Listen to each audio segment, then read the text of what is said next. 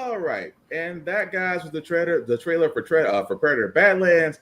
As you can see, comes out in theaters November 7th. There is, as we've said before, a lot of theories. Mainly because, well, I'm gonna start with Tafara, because once I get to the spot I'm looking for, I'm gonna let him go into something because he spotted this first. So, the Wayland android from Alien, which now that I'm looking at it, is possibly strung up like they have done other people in movies, but probably realized it left it, is what I'm thinking. Right. I peeped the white eyes like the guy from the what was the last Prometheus? The last Alien movie? Prometheus or the other one? But no, Romulus. Because remember the black guy's the android, and he kind of has like that system reset. Yeah. So I was like, that kind of looks like this. So we're at least connect. I don't expect them to get to AVP within like 6 months from now, but I wouldn't be shocked if, like I said before, like the show acts as like a lore dump, and we kind of come full circle with this movie. Yeah. I'm also curious if they have cross paths with xenomorphs or if they're going to have a history. Some people are saying the Skulls is a queen xenomorph. Other people are saying that those are all different franchises. There's a human skull over there on the left. So, I mean, that's all these people have been around for like. I mean, obviously, T-Rex. They've been around for millennia. Yeah. So I mean, there's a few on there. I'm sorry. Go ahead, Joe. So the one in the center is actually the biggest Easter egg. Mm-hmm. That's an alien from Independence Day. See, that's the thing. Everyone's arguing Independence Day and War of the Worlds, but everyone's like the War of the Worlds people like they would get if they invaded during 2020, COVID would have clapped them all. What they call the aliens in Independence Day off Resurgence? They had a name. I forgot. It wasn't engineers. It was starts with a P. It was something they called the alien race in ID Force Resurgence, but. I'm not saying I'm not hoping it's that, because it would make a nice crossover, because Resurgence didn't really do very well. So of course we're not going to get this third movie to that trilogy. But if there was a way to actually bring in the aliens from Resurgence and tie them into Predator, then you're just creating a bigger universe. I'm not mad. Harvesters, I think, is what they were called. That's probably what it was. Probably what it was. Yeah. Yeah. Independence Day was the Harvesters. Okay. Then there you go. So. I'm not against that, just because it would. I mean, let's be honest. They're basically sitting in a universe that's not being used. So I'm not against them being put in the Predators, because, again, that's another formidable enemy that can take down a Predator. But the thing I wanted to get to the most, though, because I was joking, like, if you bring them in this, you're basically going to see Will Smith in the Predator movie. And I'm like, I was just saying that as a joke. I'm hoping that's not true, but I'm just saying it as a joke. But what else were you going to say about the film, Joe? No, actually, go back to where he's screaming, if you could. All right. See if I can find it. Dude's missing a tooth. Right there. Mm-hmm. He's missing a tusk. Yeah. Right there. This is actually a known predator to the larger predator community. This is the predator from the old Dark Horse comics. Broken Tusk, the one where he takes in the human girl to be his apprentice after fighting the alien. Okay. So this may actually be Broken Tusk's like origin story. See, I was thinking he was a reject initially. Like, I thought that was like I thought we were gonna see him lose that in the beginning of the movie with whatever exile or beating he took, because we saw a white hair predator. Yeah, he's standing over hurt one, and then after this, somebody gets like Mufasa. Their arm chopped off. Yeah, arm chopped off, and then when you like roll it for like 5 seconds, somebody falls off a cliff, Mufasa in Scar style. No. I'm trying to catch it, but if you hit play, I think it comes up like immediately after this. Oh, hang on.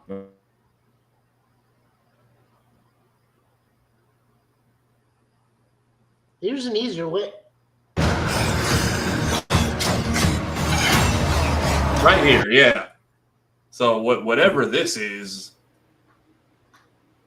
They're probably tossing them off. They're probably tossing the kid off.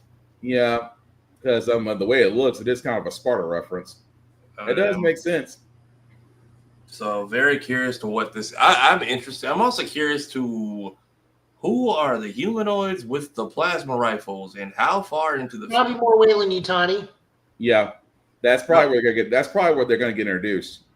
Oh, so no androids, but or more androids. That's it could be. Okay, because let me do. Because my thing is, if we're gonna start doing AVP movies, but we are doing it in a futurized Earth, I'm okay with that because it feels like to bring them into a modern time Earth would it be limiting a lot of what they could do? Because every time we see one of these movies, it's futuristic and flying, and then it's like Earth in country bumpkin town. Yeah, but I'm with Joe. That's more Weyland. This might be. Well, I don't think this is Earth either. But I'm saying if AVP now has to include Earthlings, especially because we're gonna if alien Earth leads to predators having to come to our planet to clear the infestation. Yeah.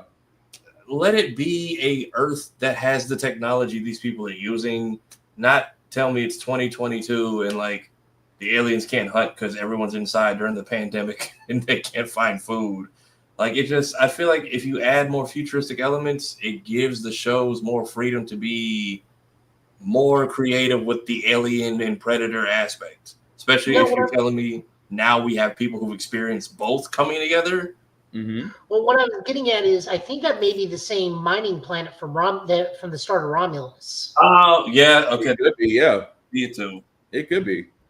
But either way, we're going to find out. Like I said, before we move on to Oblivion, thank you, whoever heard me complain, because Joe has for 2 years now. Joe heard me complain about Predator. Joe has heard me defender of one of the only 2 horror movies I like. Joe has heard me complain about Predator. I'm almost certain a good 2 or 3 years. The reason why I say that is because it's always a recycled story, and this does not seem recycled. This seems fresh. This seems like there's a lot of thought put into tying in Predator, tying in different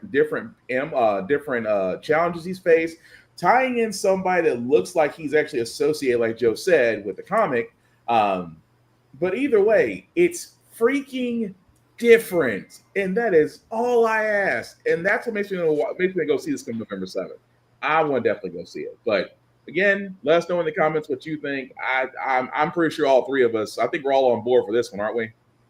Yeah, I'm surprised it's not going to go straight. Well, I mean, Hulu's going to get the TV show, but right. I'm glad this is going to theaters. Yeah, I mean, Hulu's going to get the Alien series, and I still want to watch that when it comes to FX. But again, let us know in the comments what you guys think. Microsoft, or I should say, or the people over at ID/Bethesda.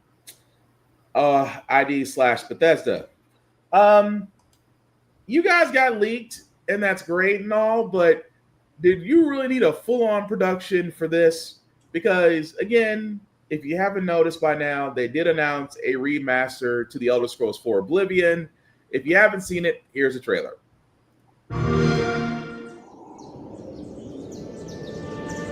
I was born 87 years ago. But for all these years, I've never been the ruler of my own dreams. This is the 27th of Last Seed, the year of Akatosh 433. These are the closing days of the Third Era and the final hours of my life. I have seen the gates of oblivion, beyond which no waking eye may see.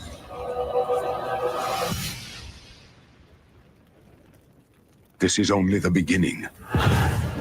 Worse is yet to come. Looks clear. A trap! The time of cleansing draws nigh. Who now will save us from the coming darkness?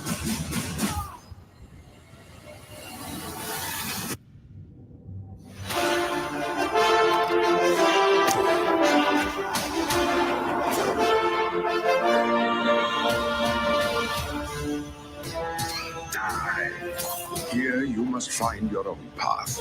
Remember the Emperor!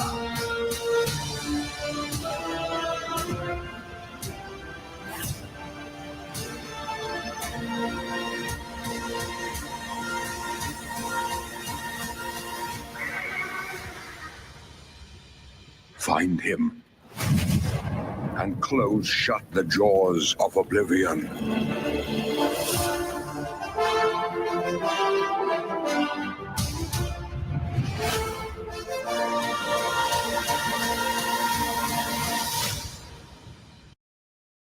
All right, so that, guys, was the trailer for the remastered Elder Scrolls 4 Oblivion, available now on Game Pass, Xbox Series X, Steam, and PS5 and PC.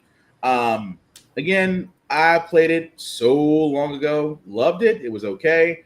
Honestly, Skyrim is the one I love the most. I wish there was a remastered Skyrim, but hey, take what you can get. Oblivion's not bad. It is definitely challenging. If you've never played an Elder Scrolls game, it's like World of Warcraft, a little bit more challenging. But yeah, still recommend to be fun. If you got Game Pass, won't cost you anything but a download to try it out. As many people are streaming it right now on Twitch, but hey, give it a shot. Tafari, Joe, have you ever played Elder Scrolls or just any interest at all? I've seen people play Skyrim. I guess they're just never making a 6th game because they went ahead and just redid this one. I mean, I feel like Skyrim they give it a few upgrades with every port they put out. Also, I see apparently there's like some famous dialogue error in this game that they decided to keep in on purpose. Yep. For reasons beyond my comprehension. I mean, I also like that they're at least putting out trailers for games that'll be out like soon or already out. So seems like everybody's having fun. Seems like this is nostalgia done right. So good for Elder Scrolls fans. To anybody waiting on 6, sorry. Yeah, 6 is gonna be right there with Kingdom Hearts. I'm just gonna throw that out there. I'm sorry. Joe, what about you? I get to roll cheese wheels down a mountain. Yeah. But more importantly, this is now getting its lunch eaten by Expedition 33. Oh, which by the way, I actually will get back on. I was playing a little bit last night on the midnight side of things, so I will be streaming that after this podcast. It has been fun so far in that game. But Joe, have you played it yet, or are you waiting to play it? Expedition, I'm probably going to wait for a little bit because I got other stuff I'm still playing. We're in the middle of the Spring Festival of Monster Hunter, and I'm farming the crap out of that poor frog for all the armor spheres he's worth. Well, celebration time for you, isn't it? Yeah. On top of that, I now have the armor set that makes me look like one of the Gotai 13 from Bleach. Shinsui? Yeah.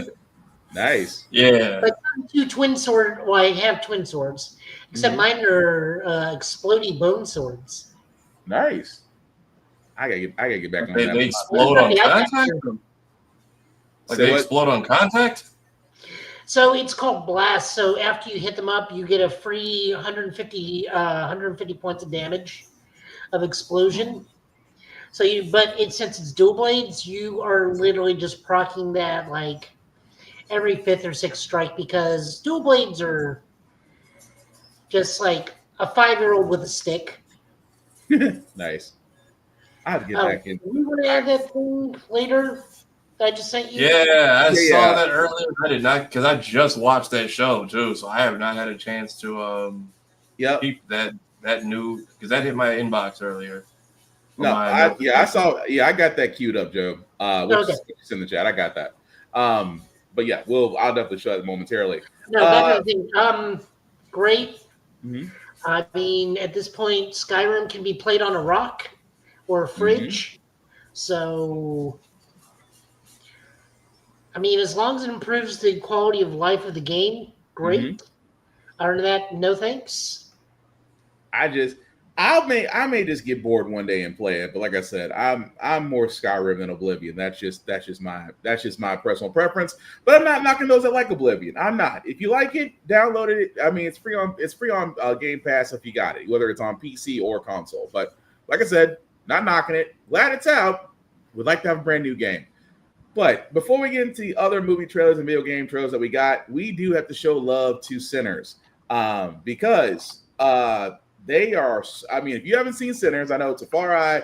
Others of our podcast brethren on Blurred's Eye have seen it. I hope to God tomorrow me and my wife can go see it because I have been ducking and dodging spoilers like The Matrix. But Sinners has not been out that long, and it's almost close to 100 mil in box office sales. If you've been on a rock, this is Ryan Coogler and Michael B. Jordan. And again, I'm not going into the details about it. I will just say it is from what Tafari and others have said. Tafari, you can definitely. Tafari actually got to see it as a sneak peek. He also went back and got to see it in a different film format. He's also on Tafari TV, has given his review, him and his parents, because he was like his parents found out and they wanted to go along. So that whole thing Tafari can talk about. But yeah, I want to give it up for them. I want to give it for Mr. Coogler because again, this was him written and directed by him with this cast, and so far the reviews have nothing been positive. But Tafari, did you want to just add on to your review of it? And you went to go see it multiple times, so what do you think of it? Yeah, I wanted to actually put money on it because I got a free showing. Very much was hard to not talk about anything for those first 3 days. Mm-hmm. And once the embargo lifted, Southern Black horror, but told in an accurate historical tale. If you like Lovecraft Country, South of Midnight, this is right up your alley.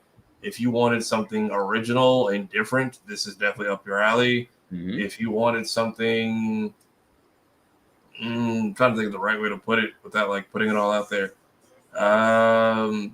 Just a unique tale with a cast of characters who clearly all got along and had chemistry on and off screen.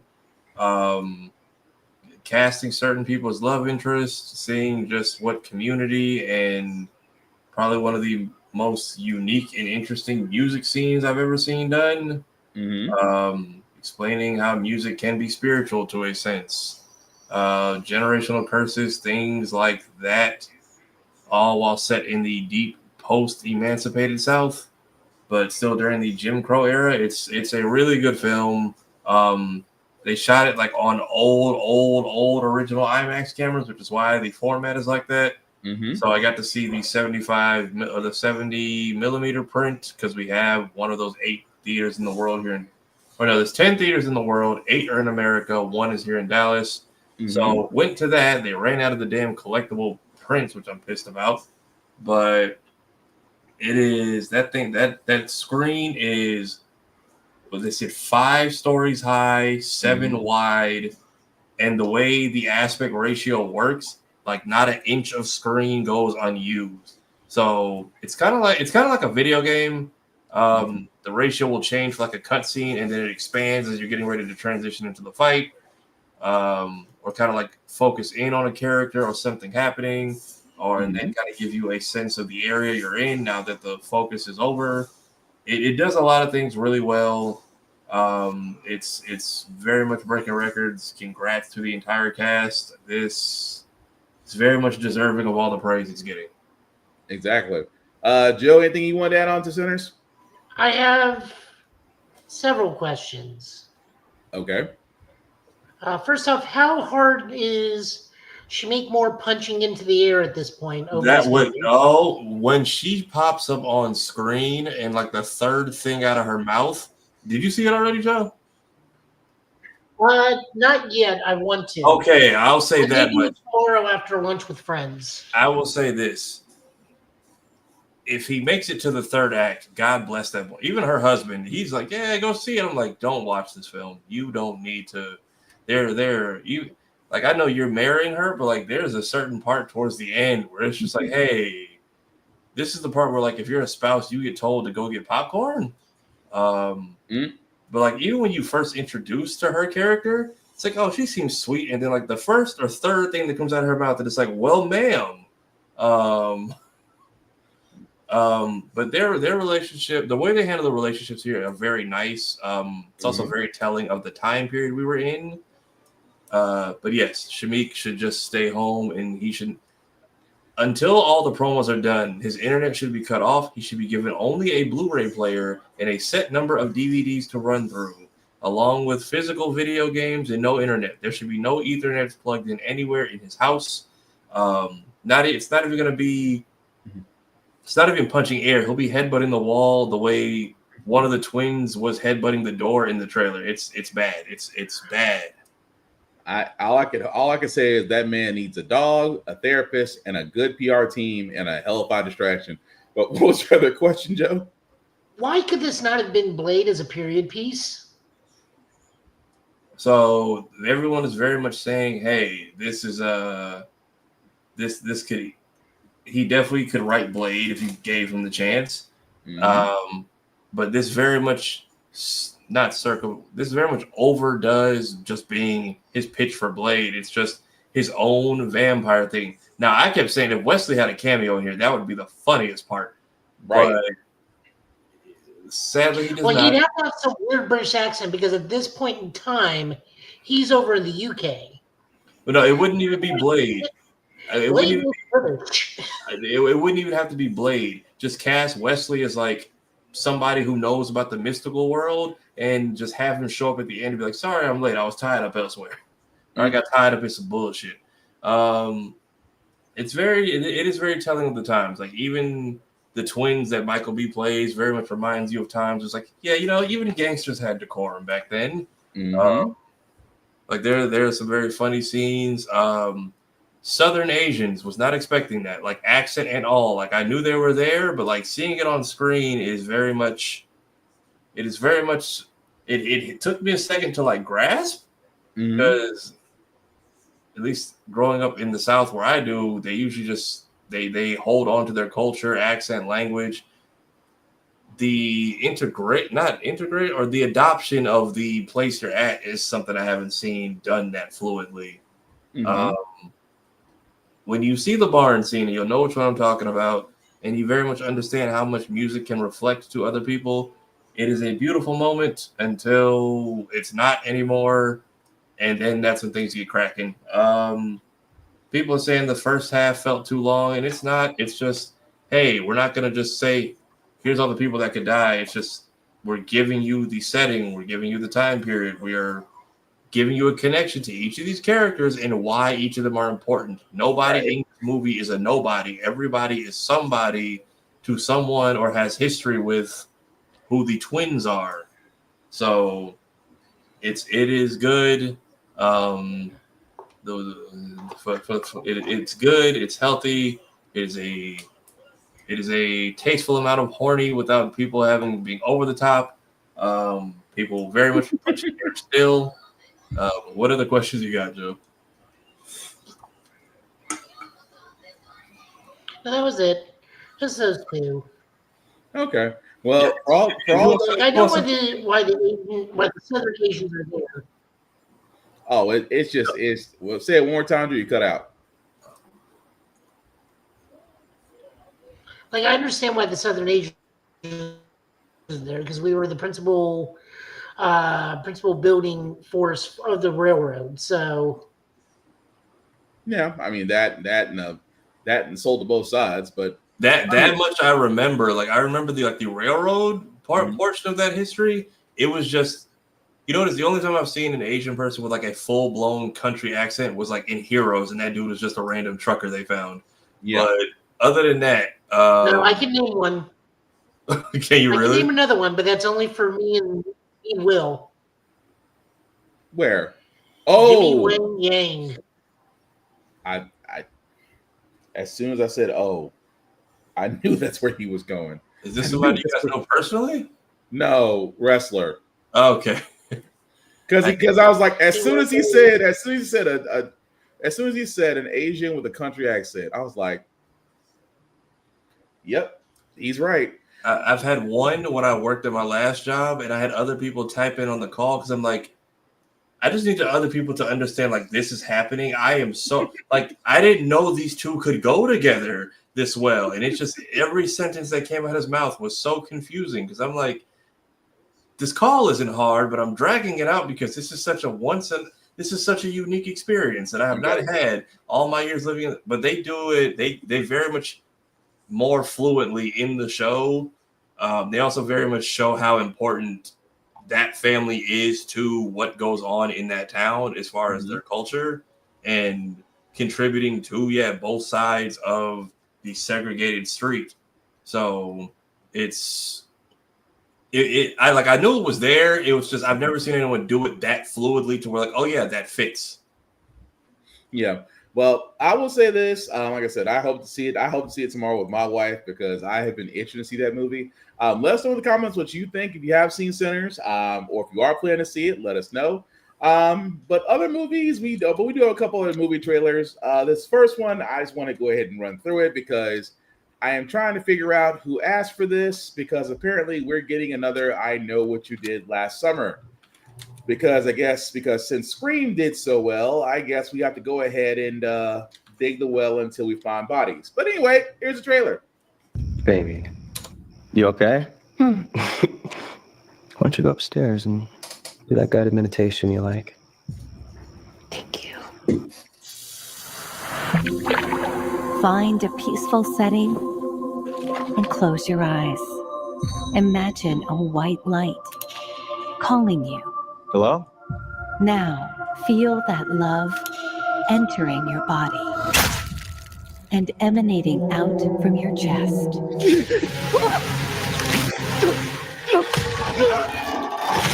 Take a deep breath in and remember the energy you give to the universe always comes back to you. No, please.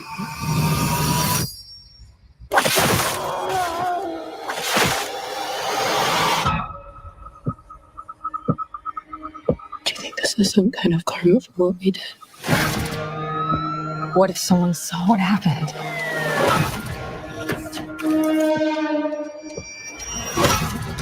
You need to handle this. This isn't the first time there's been violence like this in Southport. It's not going to stop.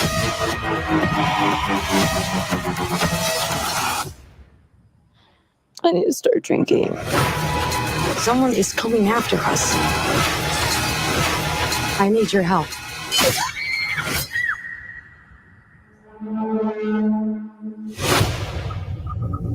I just have one question. What did you do last summer?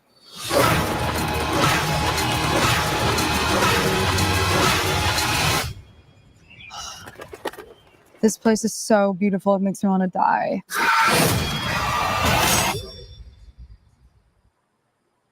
All right, that was the trailer for I Know What You Did Last Summer, coming out in theater July 18th. I'm just gonna be honest, it's rehashing to me. I know there's probably fans out there that are looking forward to this, horror fans, because I know we know one, Geek by Heart, our Griot of Horror. We know she's probably gonna be looking forward to this. I don't see it. Guys, what about y'all? Y'all intrigued, or it's just like, well, it's here and we got to acknowledge it? Are they tying this into the old one? Like, I remember Brandy more than I remember anyone else who was in the previous movies. So I'm guessing the lady they talked to is from the original first one. She was the lead actress. This was Jennifer Love Hewitt's big franchise. Right. Okay. So, I mean, depending on how they handle it, I will let the early critics, hopefully not me, tell y'all how this goes. Joe?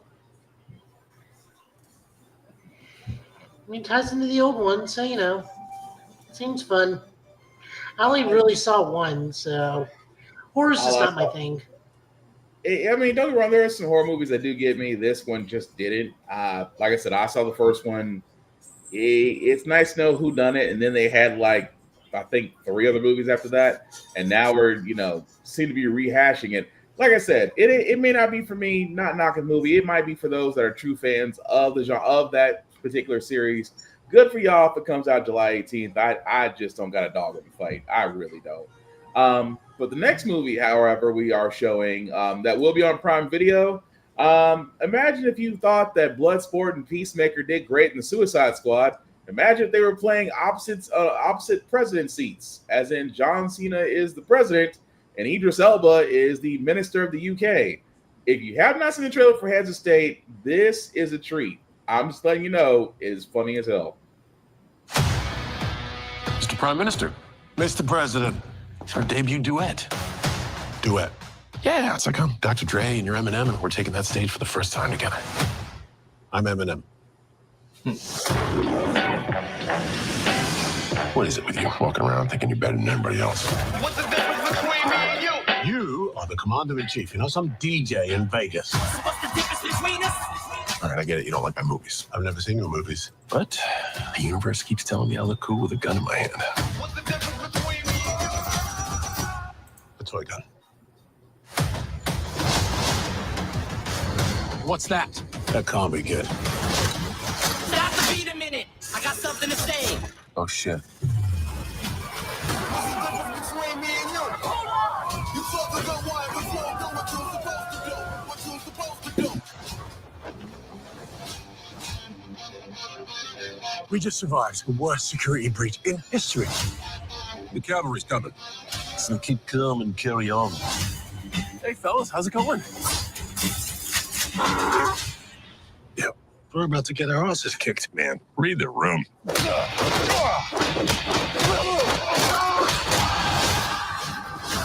A lot of people want you dead. My mission is to deliver you to the most secure location on this continent. Hey, where's your backup? There is no backup. What's the playbook on this? There is no damn playbook. Let's make one. Not in the movies now, son. Kicking ass on a wild side. Come on! Yes, that thing is trash queen.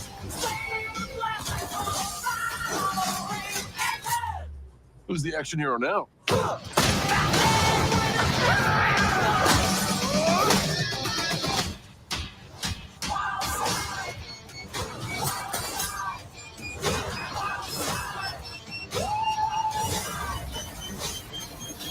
How are you alive?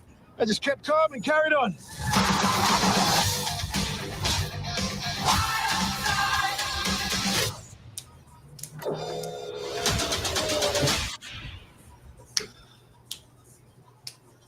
And that, guys, was Heads of State. We'll be on Prime Video July 2nd. So, again, not too far off from now. I'm just going to say it. I'm sold. The fact that, again, we get to see Idris Elba and John Cena again since Gun Suicide Squad. And Huey is just making the rounds from Novocaine, from The Boys, and now Heads of State. And also Lower Decks, for all those that don't remember. He also was on Star Trek Lower Decks as well. What are we thinking, fellas? We all watching it when it comes out? Yeah, I wish it was getting a theater run, or at least I hope it gets a kind of premiere-ish. Mm-hmm. So at least it could qualify for something. But I also get it. July is a do not touch month for this year. So play where you know it's safe. Right. Although I do love seeing Cena in other things, because WrestleMania could have used some work, but that's a whole nother discussion. But Joe, what about you? What do you think of Heads of State? Yeah, this was like dumb, stupid fun. Exactly. It really is. That's why I'm looking forward to it. But yeah, comes out July 2nd. Let us know in the comments what you guys think of it. I'm just saying, it's a nice little break before Peacemaker shows up, and I still think Bloodsport is going to make an appearance in season 2 of Peacemaker. That's just my opinion, but we'll see. But back to video games, guys. We do got a couple of trailers. This one did come out, which we knew was going to come out sometime. It finally did. The gameplay for Street Fighter 6's Elena's character. Joe, have you seen it yet? Because I haven't. I have. Any thoughts, or just go ahead and play it? Healing. Okay. Just in one word. Healing's a thing. All right. For all those that haven't seen it, this is the gameplay trailer for Elena in Street Fighter 6.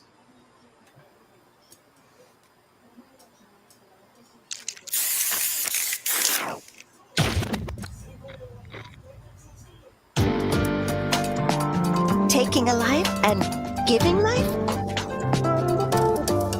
Fighting and living? I wasn't looking to fight to the death.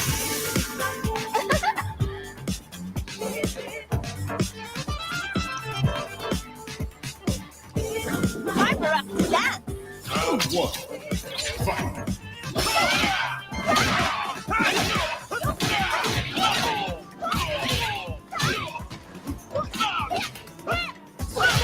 What do you say? How about you dance with me? Relax.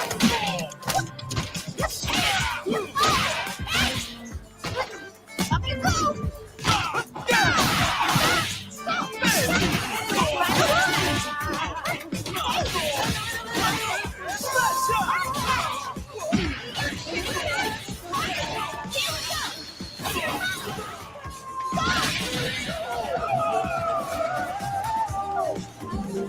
Oh, thanks.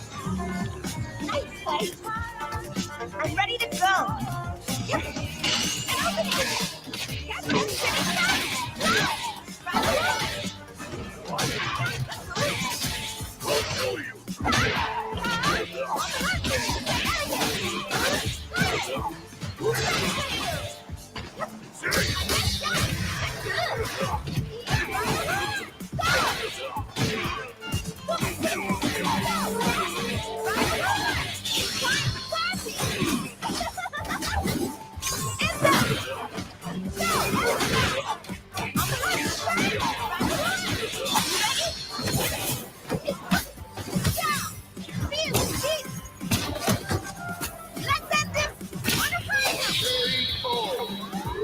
all right.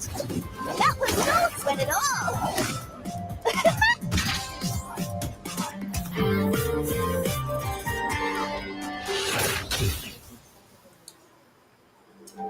It's time to party! Healing. Okay, I see why Joe said healing on this. That, guys, was the trailer for Elena for Street Fighter 6. As you can see, the Street Fighter Year 1 Fighters Edition. It'll be available June the 5th. Joe, do we know when her character is going to be available to play, or did they say? When her character is going to be available? Yeah. June 5th. Okay, so the same time as the Fighters Edition. I can see why you said healing. I think you mentioned a couple of her combos actually lead to healing, or was that something else? No, only her level 2, which was a horrible problem for Street Fighter 4 and Street Fighter 5. Okay. Because she healed too much. Ah. And with Street Fighter 4, you could get meter off of anything. So what people were doing were just focus canceling backdash. So she didn't have to really engage with the opponent a lot and just heal back with the maximum. With Street Fighter 5, practically everything you did gave you metered. Which, I mean, is the purpose of the fighting game, but, like, she could do stupid stuff to gain, like, really big meter advantage for minimal effort and still heal. Although the hairstyle, it kind of tripped me off because I was like, wait a minute, didn't she have shorter hair in 5? Yeah, the new form, I wish she kept the original head. Mm-hmm. That new hairstyle is not good. And so it looks like at some point she's wearing a wave cap, but is not. Right. Yes. Also, is this one of Eddie's family members, or does she just also? No, this is Street Fighter. She's from Street Fighter 3. Okay. She is actually the funny lore she has is she is actually Akuma's best friend. Interesting. It's weird. Because her outlook on life and love of life is like the only thing Akuma can actually appreciate. Mm-hmm. So they are actually best friends. Because apparently if he's not trying to murder you, he's a pretty chill dude who's just like a wood carver or fruit seller. It's kind of weird. It's a weird house to Akuma, but go ahead, Joe. I mean, we only see him when he is trying to like actually murder somebody in the street fight. So, you know.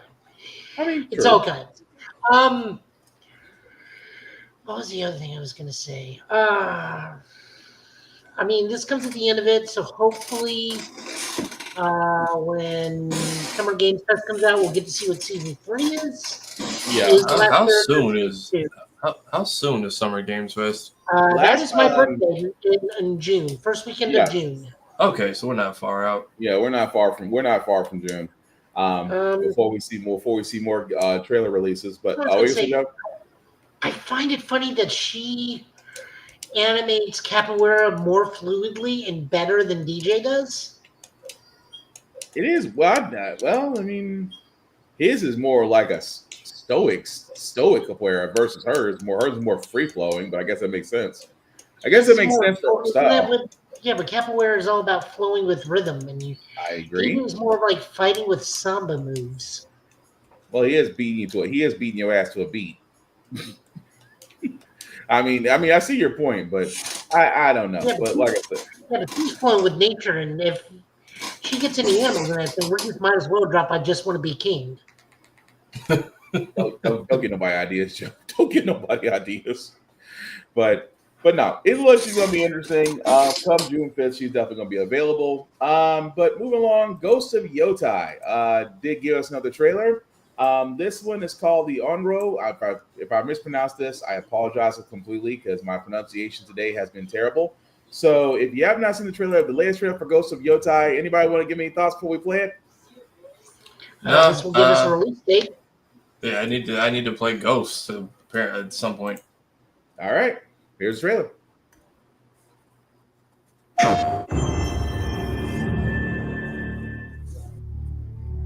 Onryo.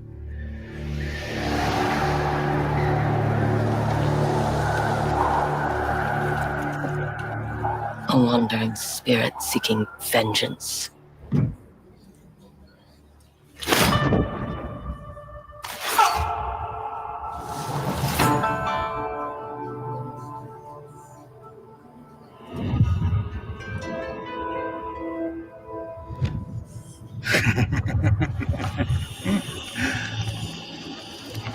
Who are you? I thought we killed your whole family. A snake.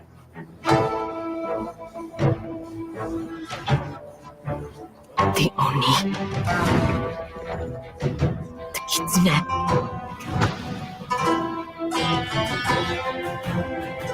The spider. The dragon. Lord Saito. What are we going to do with this one, Saito? I'm sorry. It came to this, little wolf.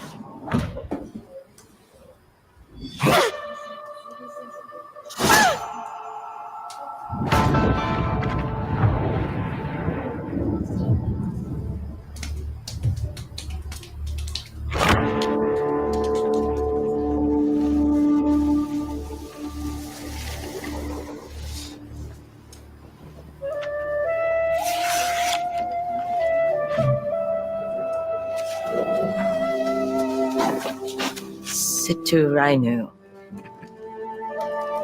Why do you always call me that? It means one who is easily lost in the hunt.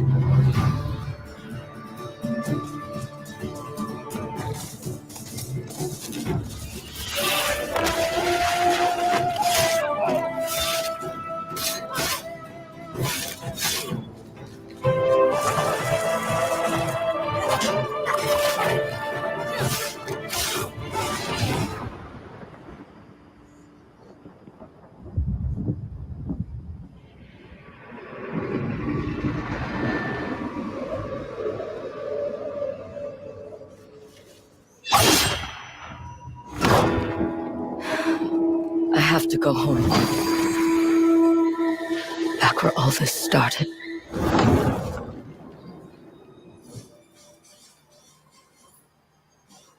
All right, that was a trailer for Ghost of Yotai. As you can see, as Joe and Tafara said, this does have a release date, October 2nd of this year on the PS5. What more can we say about this, fellas? We're all in on this one. I mean, I need to go back and go play. I need to go back and go play Ghost of Tsushima again before I play this. But thoughts?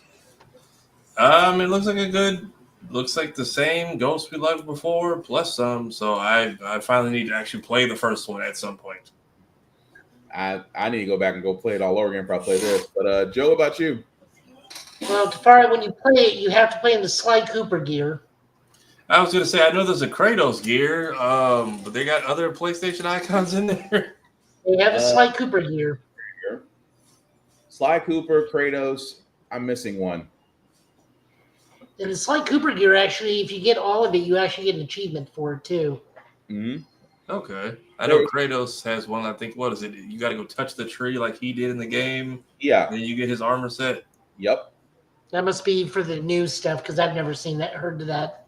No, that was after the patch. That was after the second patch you can do it. So yeah. As for this game, I'm looking forward to it. Yote is much more expansive than Tsushima, because Yote is the old term for Hokkaido. So we're going to be up north for a while. Okay. Nice. I'm definitely looking forward to it. But yeah, October 2nd is when that comes out. So definitely looking forward to that. Dragon Ball Sparking Zero does have a new DLC pack coming out. And I want y'all guys' opinion on this one, because this is surrounding the Diamond characters. Have y'all guys seen the trailer for this yet? I have, yeah. Yep. Any thoughts? Very much gatekeeping the Super Saiyan 4, because they are not letting anyone touch that yet. But I think this should be it for the Daima. Move on to characters we need in the game who I can't think of at the moment. All right. I look forward to playing Ultra Vegeta 1. Okay. Just wanted you. I knew Super Saiyan 4 was going to come because that's the thing I was going to talk about. But anyway, for all those who haven't seen it, here's the trailer for Character Pack 1 from Dragon Ball Daima for Sparking Zero.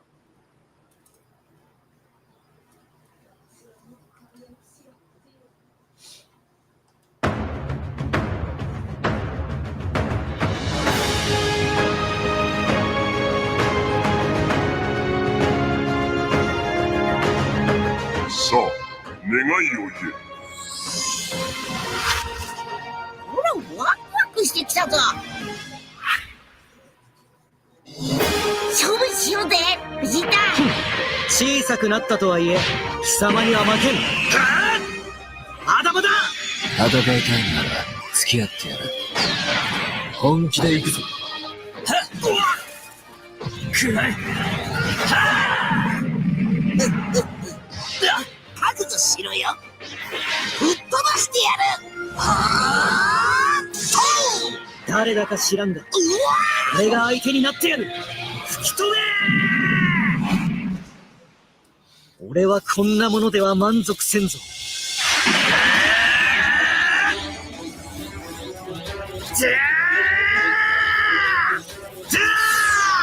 貴様に限界を超えた力を見せてやる。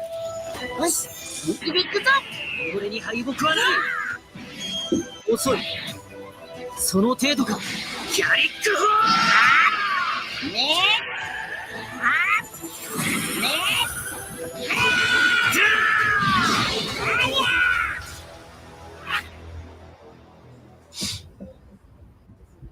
合格！私の肉食べただろ。今日の私は絶好調だ。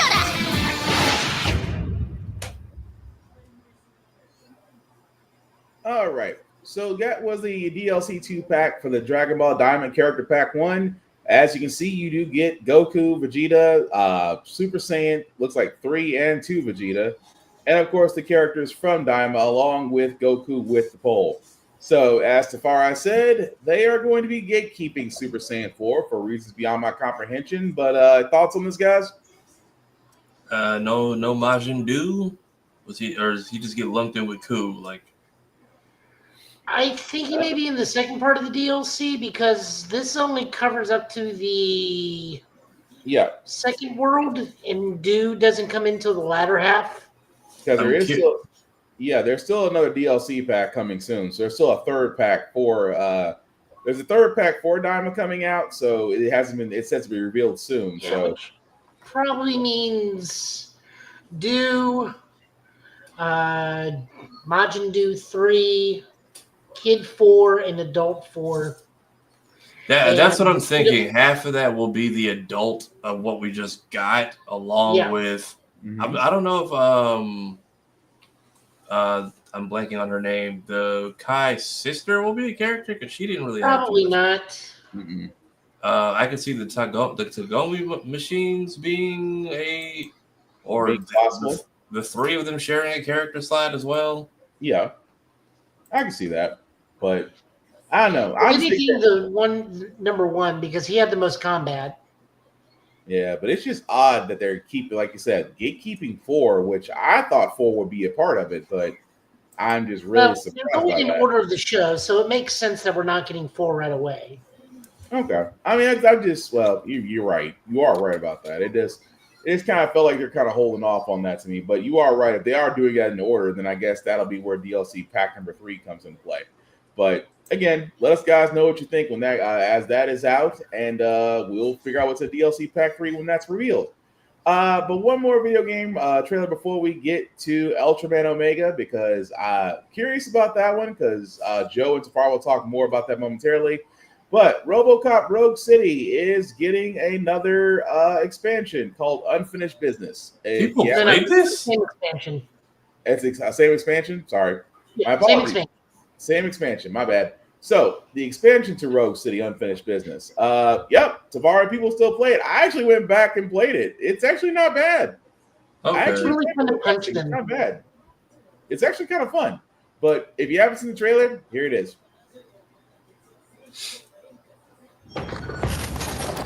What will make Detroit safe? The right people with the right tools. OCP's technology is such a tool. However, wielded by the wrong hands.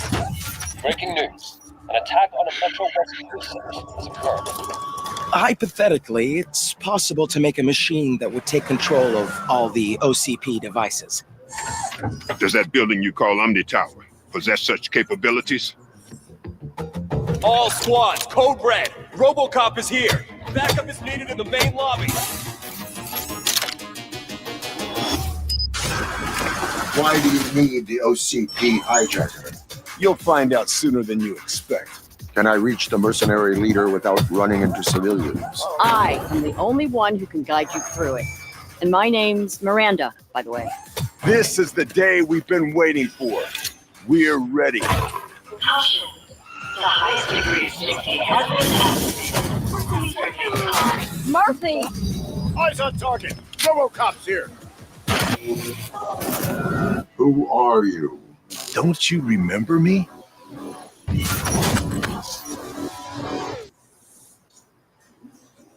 And that was the trailer for RoboCop Unfinished Business. As you can see, will come out July 17th of this year. Available on PS5, Xbox Series X, Steam, and yeah. Like I said, playing RoboCop Rogue City was actually very fun. The last time this came up, I asked Joe about it, and Joe said it was like, I think it was like, what, $10 to $15 on a sale? I think the last time we talked about it? Yeah.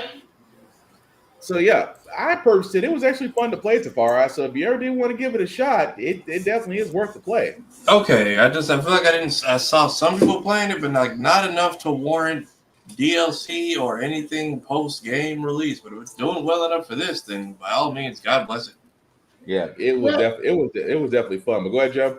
They did a really not a great job of promoting it because it's not entirely a shooting gallery. You actually have to do a fair amount of detective work, and some of New Detroit is open world as you do these criminal investigations.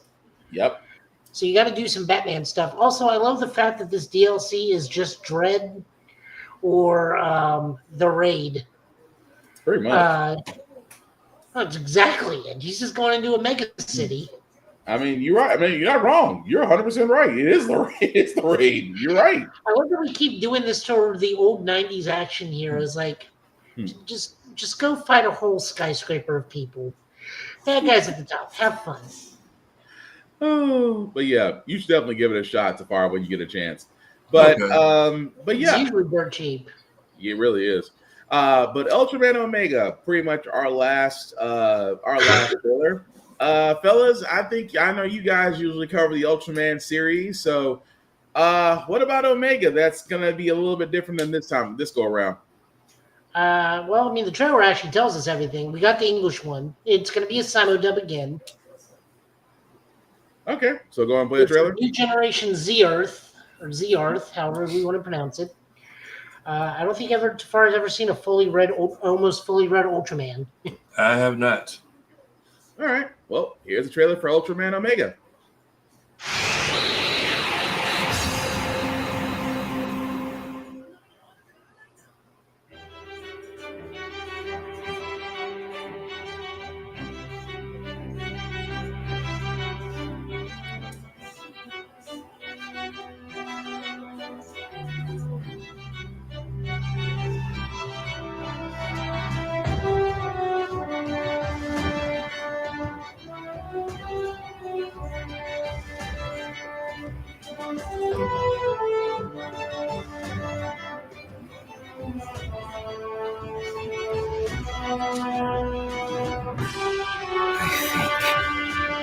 I can grow larger.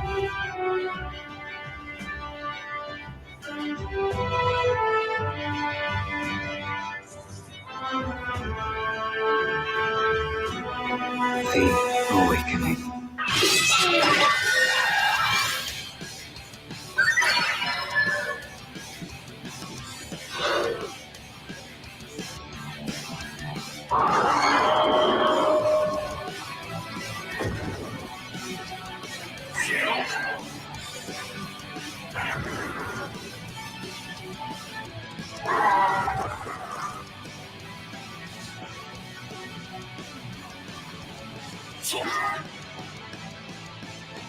My name is Omega.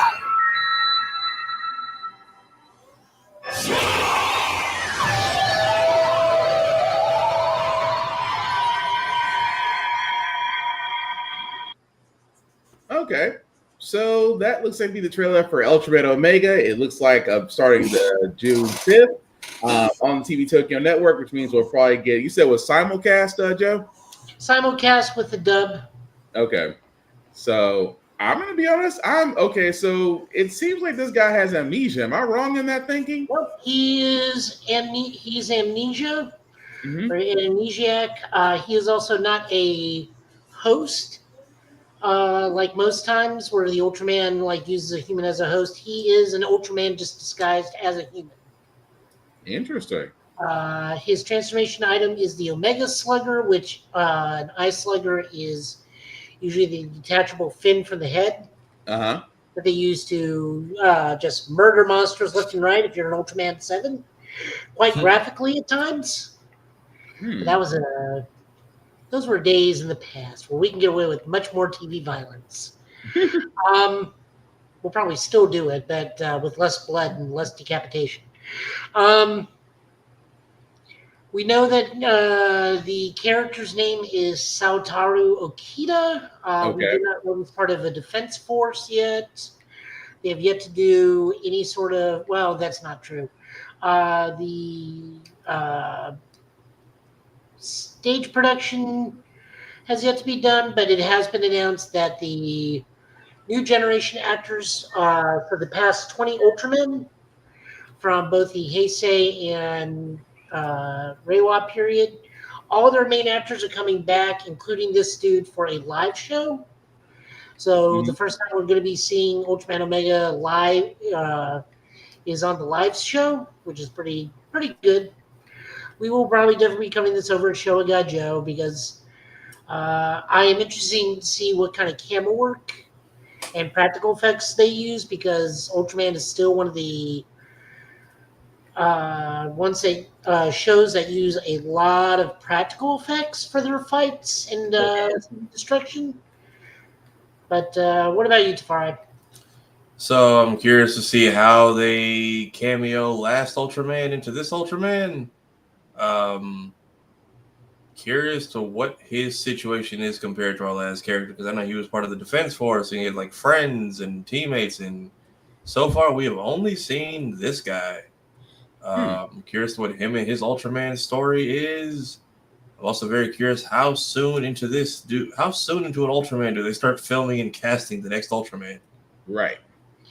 Well, I mean, this is only 25 episodes usually, so pretty soon. My question is, do we get returning character and sometimes good guy, sometimes bad guy? He was not in the last series, but he was in the series previous to that. Douglas Juggler. That is the monster's name. He is a katana-wielding, not quite Ultraman. Okay. Ultraman orb, and he just like jumps realities and lives normal lives until like he gets the urge to either do something really awful or help out the Ultraman. Oh, interesting. So he can take a monster form. He can combine into a bigger monster with cross-fusion DNA, but normally, like, for the longest running gag, he was an Easter egg in Ultraman Z, until it turned out, no, it was really him. He was just living in this reality this time. Nice. So he's like Gilgamesh in Final Fantasy. Yeah, he just like goes from place to place, just chilling, and either until he wants to do something good or he wants to do something bad, then he dips. I'm a little invested in this because I want to see where they go with this story. But yeah, I'm definitely going to keep up with that come July 5th with you guys. But yeah, outside of that, before we get to anime, one more trailer, I think. Oh yeah, the Has-Been Hotel thing. That's what I was gonna get to for anime because I didn't know if you want to wait for that one or did you want to go ahead and do it now, Joe? Yeah, we might as well do it now. Okay, it's gonna have the most cursing and foul language out of everything, anyways. Honestly, fair enough. So you want to give any warning about this one, or? Well, I mean, we gave them fair warning at the start of the show, so you know. If you're still here, adult relations. We're basically talking about the show in hell. If you're still here, decisions have been made. Fair enough. Is it recording? Oh, okay, it is. Hello there, everyone. It's me, Charlie Morningstar, founder of the Has-Been Hotel, which is totally going amazing, by the way. Thank you so much for asking. Anyway, I'm sure you are all aware of the amazing news that we have been greenlit for seasons 3 and 4 of Has-Been Hotel. Hold on a sec. I'm falling. Oh my gosh. Hi. Hello. Are you okay, Mr. Blitz, the O is silent. So what's all this about, Oh, well, I was telling everyone about how exciting it is that we're getting more seasons of Has-Been Hotel. Yeah, that's good for you, but that's old news, bitch. Oh, okay. Hold on to your little titties, because I'm here to announce that Hell of a Boss is coming to Prime Video, but plot twist, it's also still going to be on YouTube, so bam! You thought that Hash Brown Motel was the only hell show that Daddy Amazon was horny for? Nope! They wanted all this. Oh my gosh, wow, that is so great. Congratulations. How does that work? Well, Chalky, I'll tell you. It's Charlie. Listen up, Chuckle Fucks. Prime Video's teaming up with Spittle Horse, ooh, that is a good name, to support the making of Hell of a Boss's remaining seasons. Now, I'm talking full fucking episodes, full seasons, the whole shebang. And, the best part is, full creative control remains entirely with this bitch who, I guess she made everything here. She's in charge. Not a bitch. Really love her. Then, after a little bit more than a month or so of being on Prime Video first, the show will release in its entirety, as it always has, on YouTube. So basically, we got to keep doing what we're doing, but, bigger. What? That is the biggest ever! And the best part is, now we get to fuck around with you guys from time to time. Wait, fuck around with who now? Well, let's see here. Do you know an angle dust or an... Whoa! Hey, okay, I get it. Don't give everything away. We get it. You're a fucking fun sucker. Do you know that? I'm a giver, bitch. I'm giving. And I love that about you, Blitz. Really do. But you have to give them something to be surprised by. That's what makes the wait so worth it. Because, as we all know, animation takes a long time. Anyway, we cannot wait to share more of the Helliverse with you all. We hope you enjoy more seasons of Hell of a Boss and Has-Been Hotel on Prime Video. Thank you all so much for getting us here. Really, we could not have done this without you. I'm gonna cry. That's it? No, fuck this! Let's hit big! I thought we acted really nicely. Fuck waiting! Look, we got Moxie, and we got Millie, Luna and Stolas and whoever the fuck this guy is. Oh, and we got fucking Banuba and the cat. Oh, we're all in the same room. We're having a good time. Oh, we're family now. Plus, we got the freaky red guy that everyone's into. Oh, wait, Alistair doesn't do well on camera. All right, bye. I'm intrigued. Yeah, I finally gave in and watched Hazbin Hotel recently. That I didn't expect it to be as good as it was. Keith David as Huss is hilarious. That Loser song should not be stuck in my head on repeat the way it is. Mm-hmm. I don't know if they got any nominations or awards, but they deserve it. Very much calling like Heaven like a not a contradiction, but like basically uppity ass place is very much a hilarious running joke. Uh-huh. That is funny as hell. I'm sorry. I'm gonna have to go back and go watch that. Joe, anything you want to add to that? I didn't actually finish it. Just life got in the way, and I just kind of wasn't interested at the moment. So I will go give Hazbin Hotel another try. I mean, wow. I might just do that. That alone sold me. I was like, okay, maybe I need to give it a few episode watch because, wow, that sounds like it's right up my alley.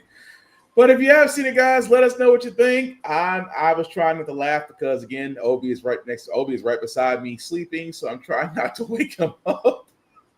But wow. But anyway, okay. That threw me all the way off. The Last of Us. Well, what can we say about the latest two episodes, especially the last episode? Let's be honest, I didn't. If we're gonna really talk about it, it's gonna be spoilers. So if you have not seen the latest episodes of The Last of Us season 2, you might want to mute us or come back to us in a few minutes. But I'm gonna start with you, Tafari. Your thoughts on The Last of Us so far for season 2, including that spot? I'm very much okay with all the changes they made to everyone's location this episode. Because it very much gives more than just emotions, and because my friends are doing it too, as motivation for everyone to get involved in hunting down Abby.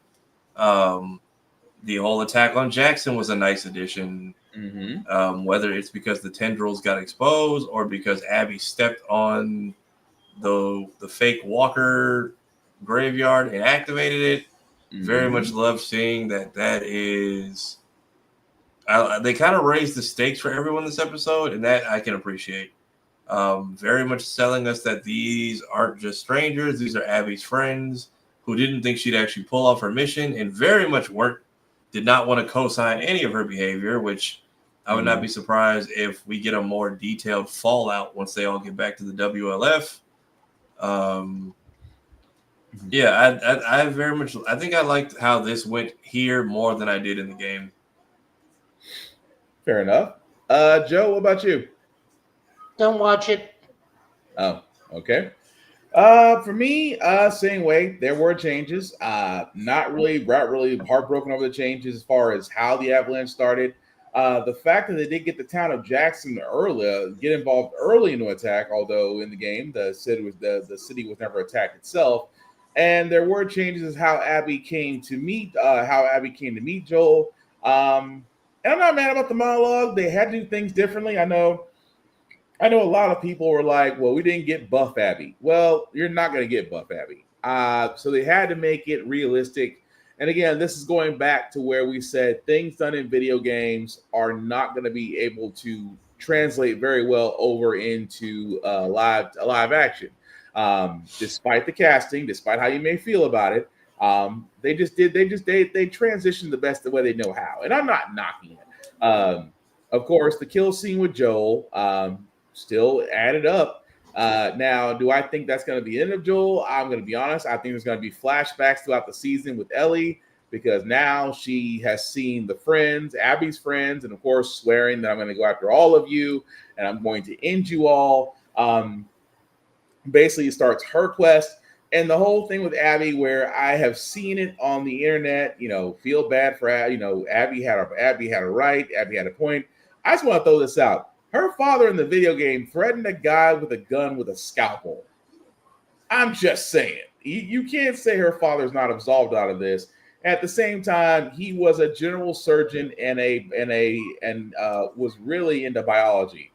Could you really expect him to do a cure? I'm just throwing that out there. But overall, with The Last of Us so far, it has been great. I want to see what happens now because it's kind of new territory. Jackson's got to rebuild itself after the avalanche of walkers and the bloater, which I'm still surprised that Tommy still survived.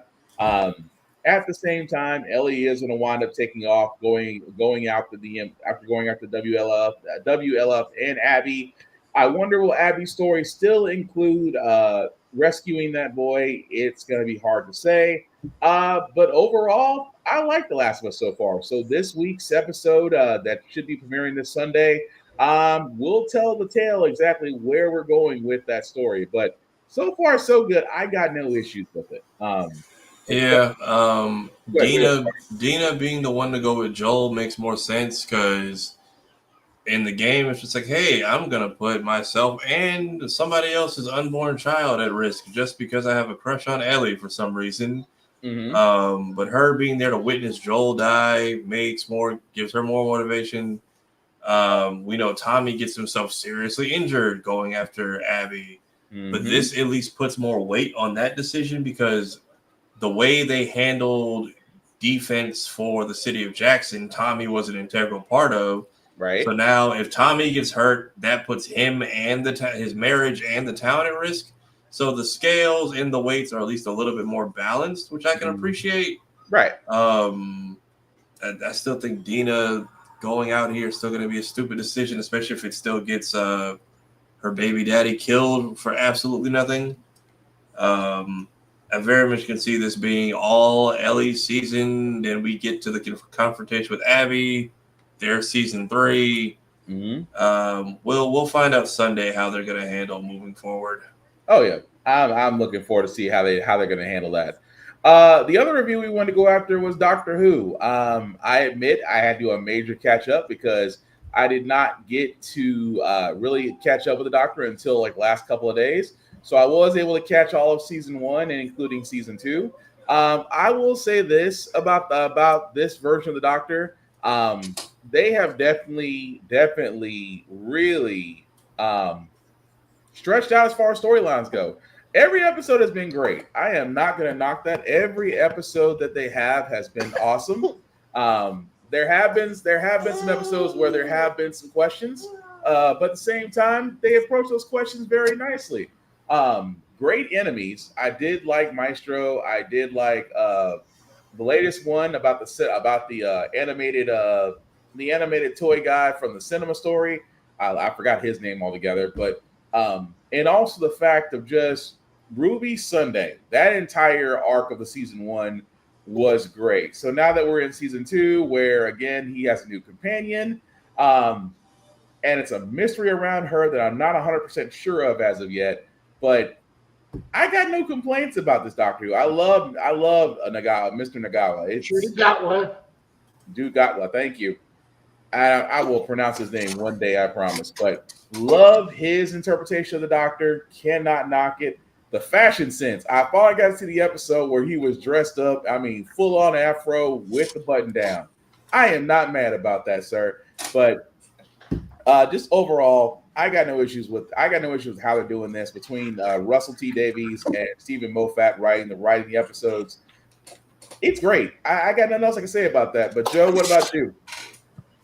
Oh, I'm loving it. Like, it's a lot of fun. Shooty's a great doctor. I did love the meta commentary on what some Doctor Who fans are like in this current episode. Mm-hmm. I love that everybody still agrees that Blink is one of the best episodes of Doctor Who of all time, despite the fact that Shooty, like, what about the thing with the spiders? No, still Blink. What about, no, still Blink. So that really made me happy. I do like Chandra. I do want to see why her not being on Earth causes its destruction. I also want to see what's up with the old lady that is constantly breaking the fourth wall. I wonder if she's one of the gods or if she's like the doctor's granddaughter driven completely insane and vengeful. She could be Susan. We don't know. Right. You know, Ruby's coming back this season as well, so that'll be fun. I hope to God, because she is amazing. And their story really isn't done. Also, I just like looking at the actress. I'm not gonna lie. Yeah, I mean, her story really isn't done, especially with the father. But that's a whole other thing. I mean, the thing about her mother and father still is an incomplete story. But I digress. But go ahead.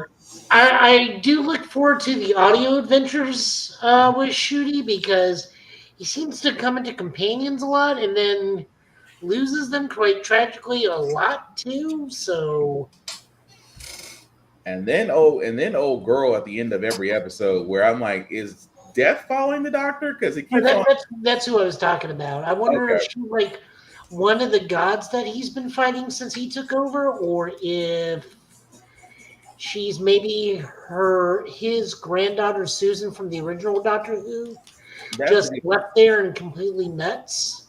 That's a good question because I kept on wondering, like, she appears at the end of every time he leaves.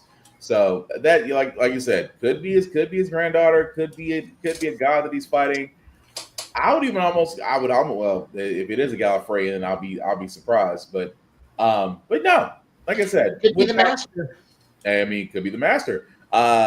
It's going to be interesting to see what they come up with for this season. Like I said, if you haven't seen Doctor Who, again, if you have Disney Plus, or if you have BBC iPlayer, definitely recommend watching it. It's been a really great thing to watch so far. Tafara, have you seen any Doctor Who episodes, or you need to catch up? I need to catch up. I didn't even know there was a new one out. Okay. That you can do. Joey, other thoughts before we move on?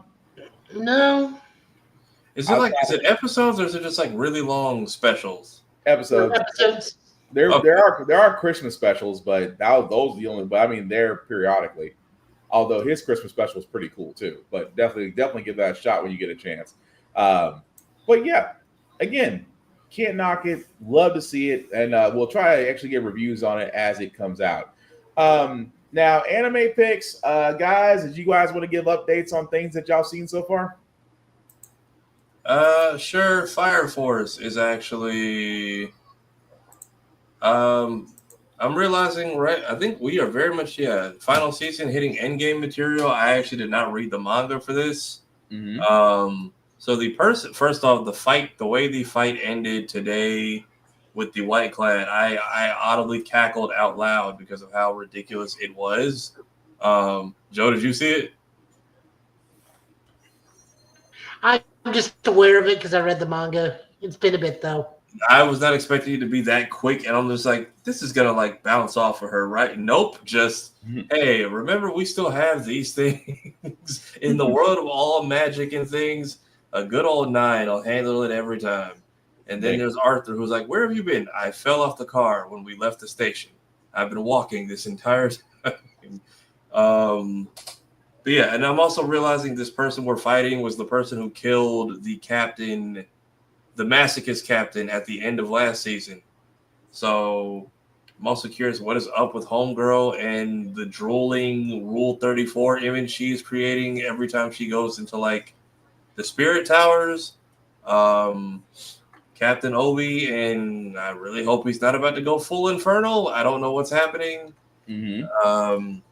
Yeah, I can tell that we are very much pushing towards wrap this up, final battles, everyone's training shall pay off right now. Can never be mad when Joker's on screen. That guy is a hilarious character. Vigilante, I like that we're getting like a contained My Hero story. It's not the whole world. It's just, hey, these are just 3 people with regular day jobs in this certain part of town chasing a drug, and these people won't leave this college kid's apartment alone. Nice. Well, Joe, we'll go over your anime picks.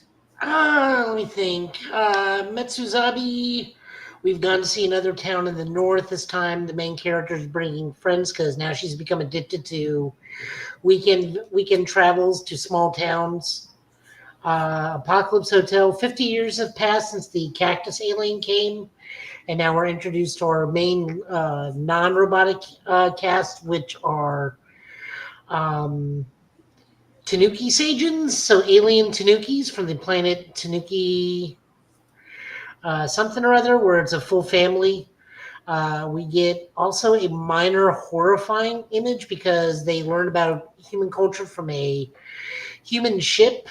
Mm-hmm. And we do see what is become of that space crew, both as a small scene there and a horrifying scene at the end of the episode as an eye catch. So there's still scenes like, no, humanity's not coming back.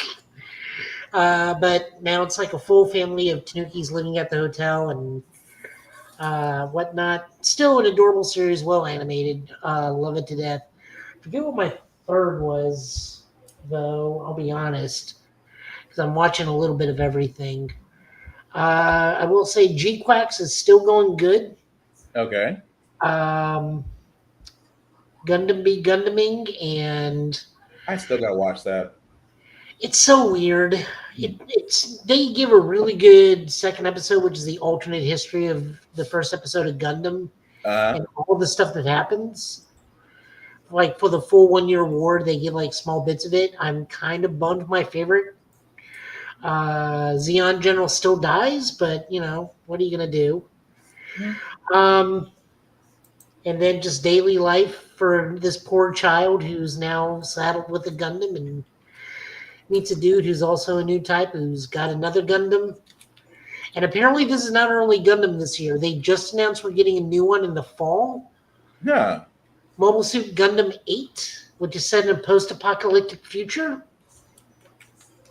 Okay, so it's gonna where's that fall in the UC, or does it fall in the UC? We don't know if it's UC or not yet. We only know that it's set in a post-apocalyptic future. And let me see if I can't find anything else.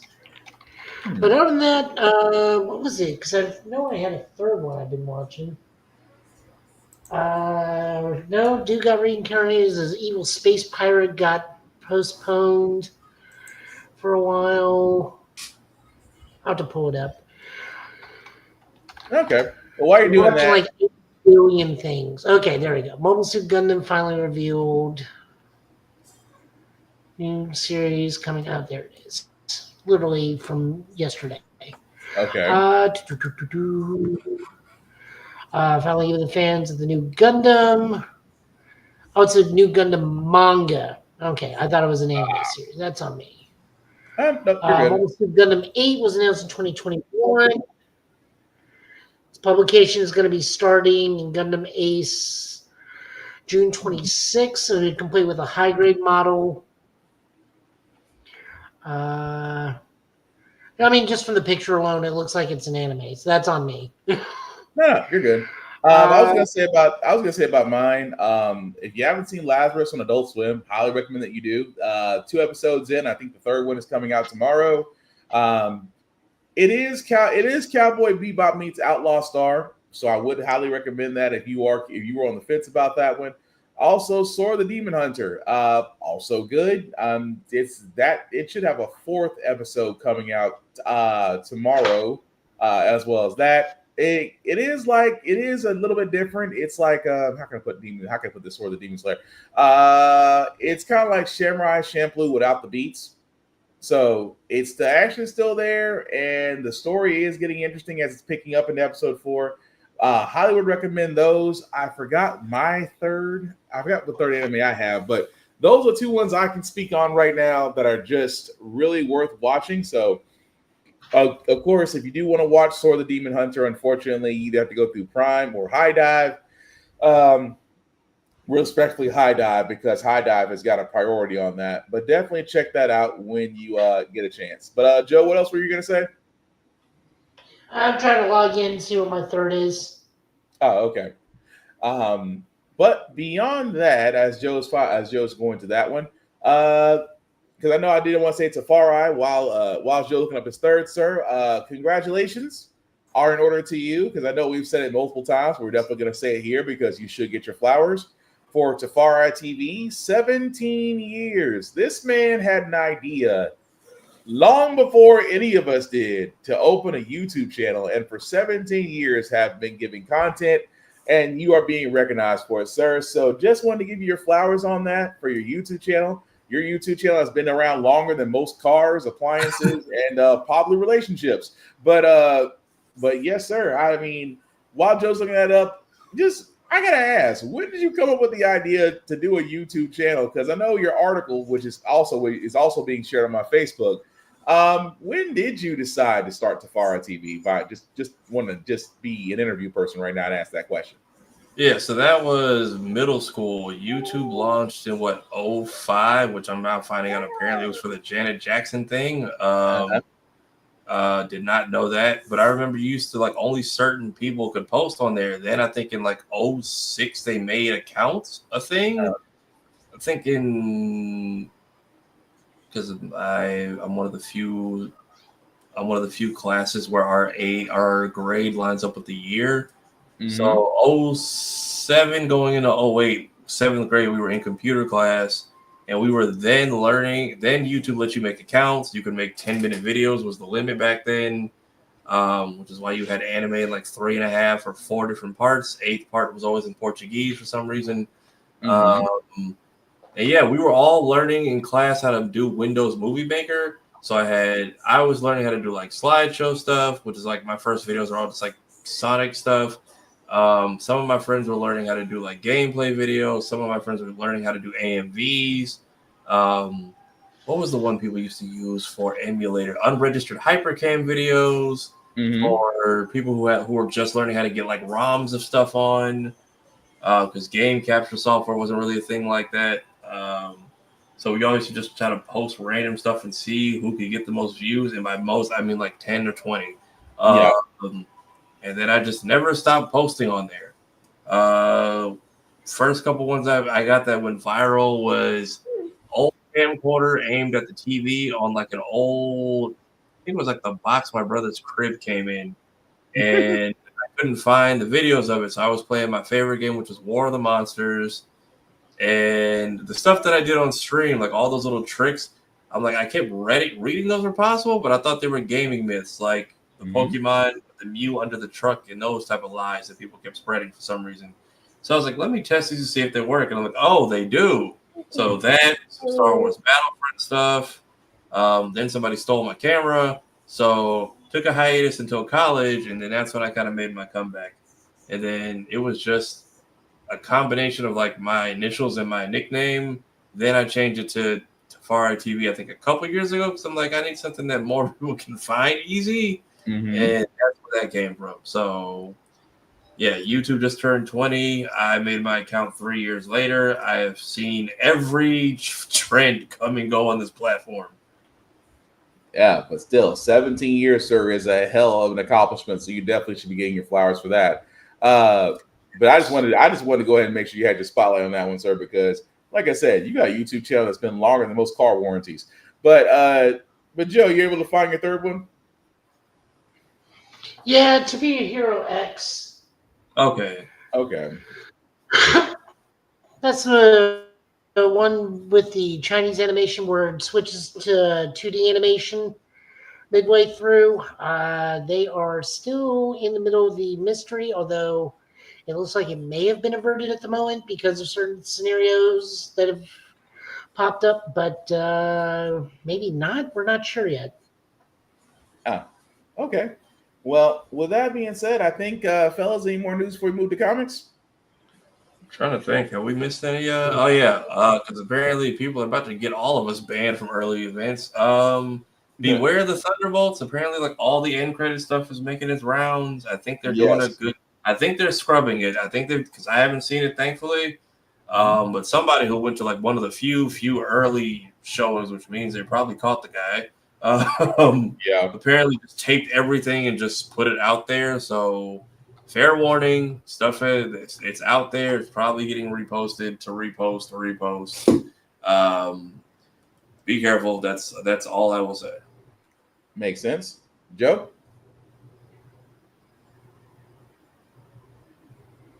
No, I don't think I have anything. Okay. Well, with that being said, I think we can go and move on to comics. Before we do get to our comic pool, we do want to let people know two things. May 3rd, guys, is Free Comic Book Day, especially for us here in the Middle Tennessee area at Rick's Comic City. Come next Saturday, which is May 3rd, you can come to Rick's Comic City, and you too can actually bring your kids, bring everybody, because why? Free Comic Book Day is where you can actually get free comics. It is a come one, come all, and I know at Rick's Comic City they usually have an abundance. But still a good time to come down to your local comic book store, Nashville's #1 place for comic books to get comic books, mangas, things of that nature, but also free comics. So definitely come down to Rick's Comic City. There are 2 locations, Nashville and Clarksville. You can definitely check them out. Also check them out on rickscomiccity.com. And again, May 3rd is Free Comic Book Day. That is for every place that has comic books, not just Rick's Comic Book City, but definitely check them out, have some fun, and hey, get to have an experience. But also support your local libraries, support your local comic stores, support your local bookstores. They need our patronage more than Amazon, more than Barnes & Noble. Why? Because these are standing places where you're not just going to get your favorite comics or mangas, you are going to have an experience. Same way with libraries, guys. Books are getting banned left and right from school libraries, but public libraries remain untouched. So again, guys, and libraries do carry the most up-to-date mangas, comics, and video games. So definitely check them out. Hey, Laney, what's good, y'all? Hey, Sora. But with that being said, guys, again, support your local comic book stores, support your local libraries. Enjoy Free Comic Book Day next Saturday, guys. Trust me. Oh, yeah, that is coming up. You guys will have a much better time getting a free comic than y'all did getting a Switch 2 last night. Right, because even though Switch pre-orders have now been said and gone, trust me, I follow that because, again, people are worried about the tariffs, but come to find out that's not going to be a problem anymore somehow, some way. But yeah, again, Free Comic Book Day. You can't beat free comics with a stick. That's all I'm saying. I usually take my boys to Free Comic Book Day, and usually I occasionally run into Joe and the others at Rick's Comic City, so they can all attest. It's always a good time on Free Comic Book Day, especially for seeing people that's never seen a comic for the first time get involved. And it's always fun to see it, read it, again, enjoy it. It's an experience. That's what I'm saying. But with that being said, Joe, just let me know when you're ready to pull up the comics, and we'll go from there. I'm trying to think of anything else that we missed. Oh, WrestleMania. I'm not sure what happened with WrestleMania because, I mean, it was great. I did love the fact of NXT Stand and Deliver. Stand and Deliver was awesome. WrestleMania Night 1 was actually good. Say what? Say what, Joe? I was saying hi to Laney. Oh, my bad. So, but yeah, Night 1 of WrestleMania was actually good. Night 2 just seemed to have some issues. So specifically around the Cena Rhodes, it just, I don't know what about it. It just felt completely flat. It just felt like, the crowd was out of it. And don't get me wrong, heel Cena has been great. This man has done very little, but yet his impact has been great as far as what he's done so far. But also the problem with the big thing everybody was complaining about was that The Rock was not there. Now, my whole thing is, for most storylines, if you're going to involve to where you basically put Dark Cena on the map, and you give us Travis Scott, who's about as intimidating as wet toilet paper to anybody, and you have him box spots, which I did not know this, but apparently Travis Scott is being trained by Booker T. So I don't know if that's an insult or a compliment, because Booker T is a very renowned wrestler and a five-time world champion. But yeah, Travis Scott, I can't see that. But it just fell flat around Night 2 around WrestleMania, and you can tell just that they could have done more of that match, considering the last time that Cena and Rhodes did actually wrestle, it was when Rhodes was Stardust. And that was a way better match on SmackDown than it was watching it as a PLE event. That's just me. Yes, Obi. Hi, Obi. What's wrong? Talk to him, Obi. You didn't like WrestleMania either? You didn't like WrestleMania either? You didn't? Well, what else? You just have a lot to say right now? And now you're silent. Now you're silent. Oh, boy. Now you're silent. Well, I guess outside of that, Tafara, I know that you were streaming Sonic earlier today, right? Yeah, Sonic Adventure. I was going to say, because the first time I saw it, I was like, did something happen? Because I was like, you dropped off the map and it went back to the title screen.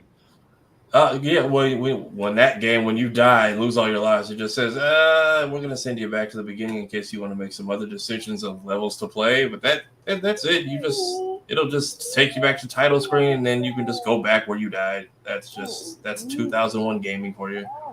Okay, because I was wondering for a second, like I was sitting there watching, I'm like, did he just drop off and it just reset, or I was like, oh, he just ran out of lives? Yeah, no, run out of lives, back to the title screen, and make you do level select again for no reason. Ah, gotcha. Okay, Joe, I see you're up, sir. So whenever you're ready.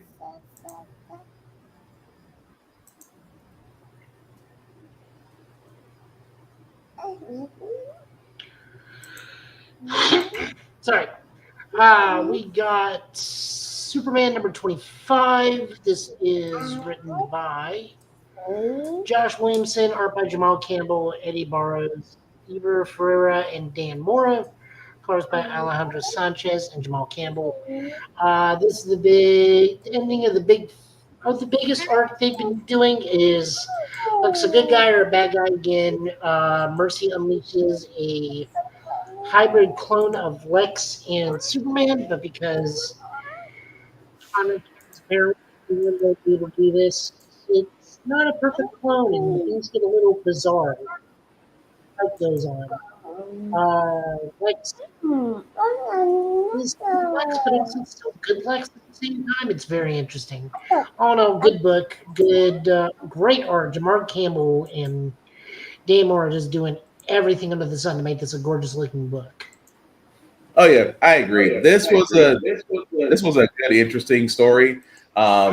I did love the fact that you still had Witch Lex. I mean, you still have the memory loss Lex Luthor, and then you have the bioengineered Lex Luthor. It's like kind of his two halves of the same person actually fight each other. But yeah, I really did enjoy it.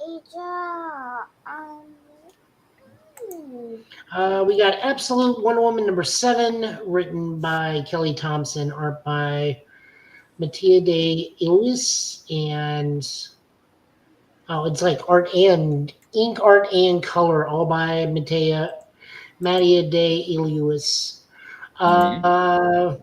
We are continuing from the last time where she's in the underworld, and we learned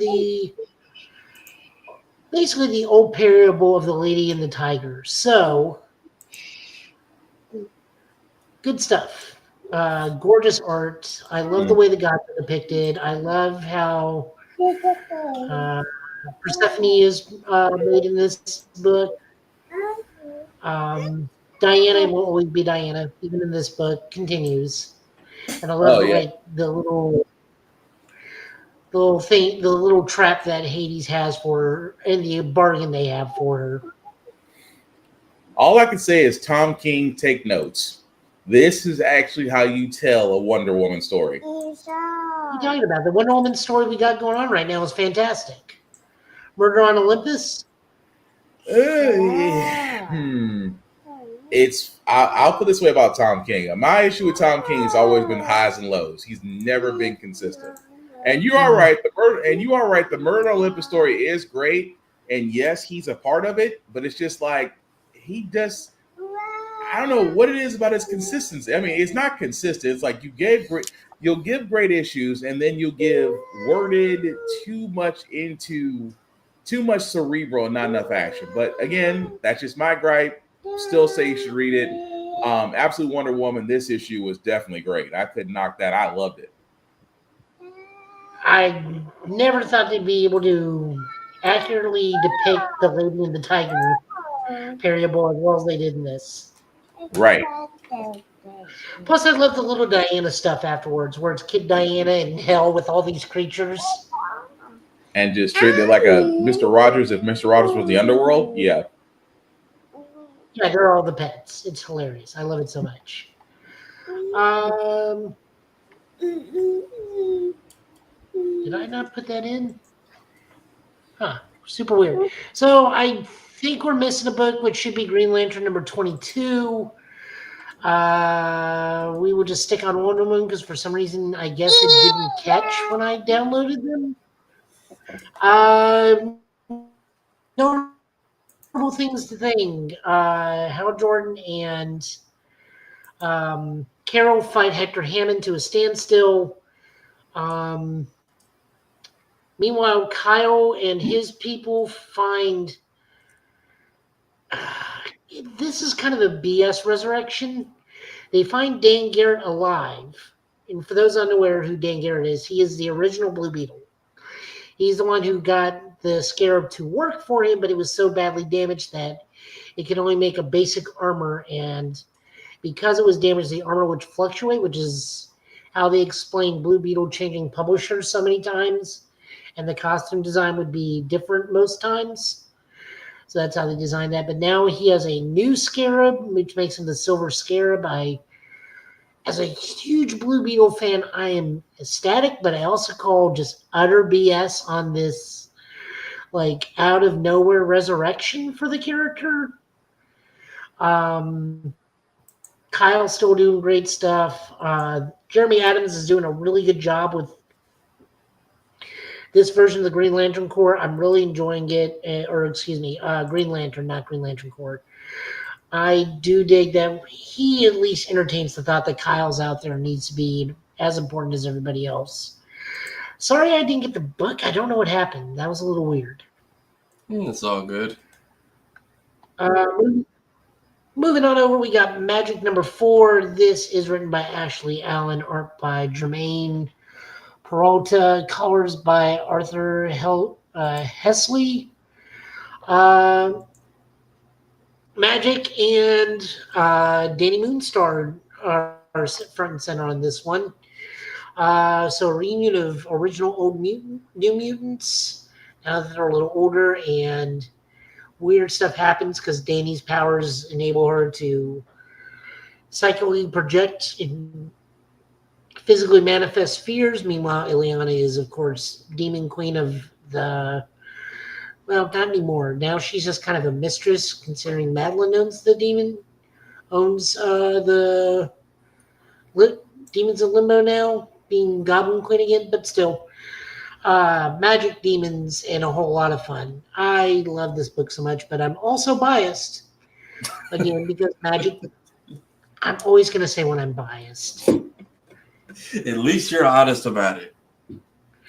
That's what I'm trying to do. I'm going to be honest about it, that I'm biased. I'm biased because Magic is one of my favorite X characters. Like, just straight up. Player Marvel Rivals, and that's because I just can't select Emma Frost because someone's already got her. But I always have Ileana to go back to. She always takes me back. Okay. I don't deserve it. Next up, we got Amazing Spider-Man number 2. Written by Joe Kelly, art by Pepe Larraz, colors by Marty Garcia. We just go deeper into Pete's little psychotic break due to being drugged. Apparently, he smashed up a lot of cars in New York, meaning people don't like him again because they think he was rampaging while in his mind he was fighting nearly every villain he's ever come across, with the exception of Hypno Hustler and the Kangaroo. More just personal life stuff happens. His boss does not at the Rand Corporation because now he's working for Iron Fist's company. Okay. So he works at the Rand Corporation, and his boss is just like, yeah, I know you're faking all your needing to use the bathroom in your IBS. Nothing was on that in any of your previous job experiments, and you didn't fill out any of the necessary paperwork or tell us in your resume about any sort of medical problems. So anytime you need to get away, you're full of BS, and this will cost you your job if you're not careful. Pete is like, great. We do learn who is doing this stuff to him. It is very bizarre, and I thought this was a character that only could appear in the Spider-Man Deadpool team-up comics, but they're here, so more power to them. Gorgeous art. I will say this. They got a really good artist for this first art. I love Pepe Larraz. Okay. So not too bad. They're better, but it's definitely a step up from where we were last year in terms of Spider-Man. Yeah. I mean, you're not wrong, but also I'm comparing this to last year's Spider-Man. Fair assessment. Moving on over, we got One World Under Doom. This is written by Ryan North, art by R.B. Silva, colors by David Carell. Both the Avengers and a version of the Masters of Evil, which is not the Masters of Evil that's currently happening over in the Avengers book, but a more well-known version of the Masters of Evil, currently trying to take on Doom. And they learn Doom didn't use any underhanded tricks. He was on the up and up. He's been on the up and up so far. But they're still going to fight Doom anyways because they still don't think Doom has a longer game than free healthcare and education for everybody, and everybody gets along because the world is under one signified rule, which they think is bad. Very much. Then we learn that Dormammu's like, he's weak. I can take over Earth now. I just like that the Avengers all... Go ahead. No, I was just saying it's an interesting issue, but go ahead, Joe. I just love that the Avengers like, oh, he has nothing planned. Yeah, okay, we still need to stop him though because it's Dr. Doom. But of course, look, as long as they don't character assassinate anybody like they did in Civil War II, I'm fine.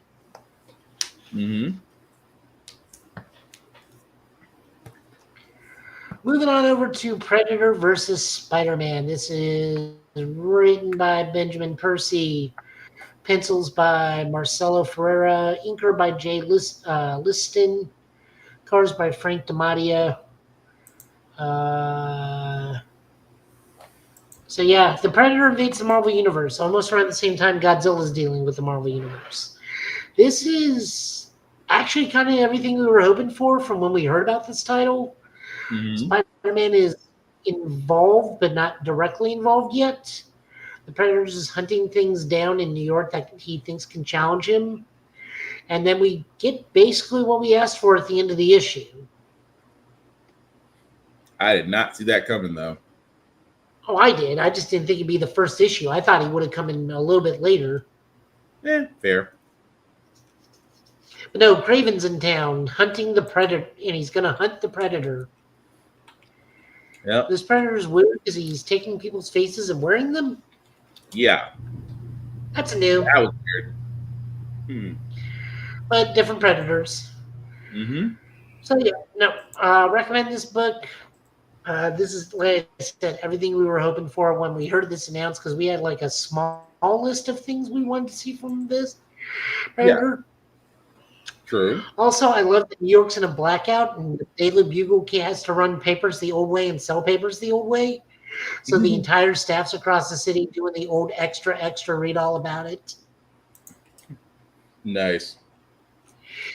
And J. Jonah Jameson tries to charge $10 to paper and someone just looks at him. It's like, fine, $5.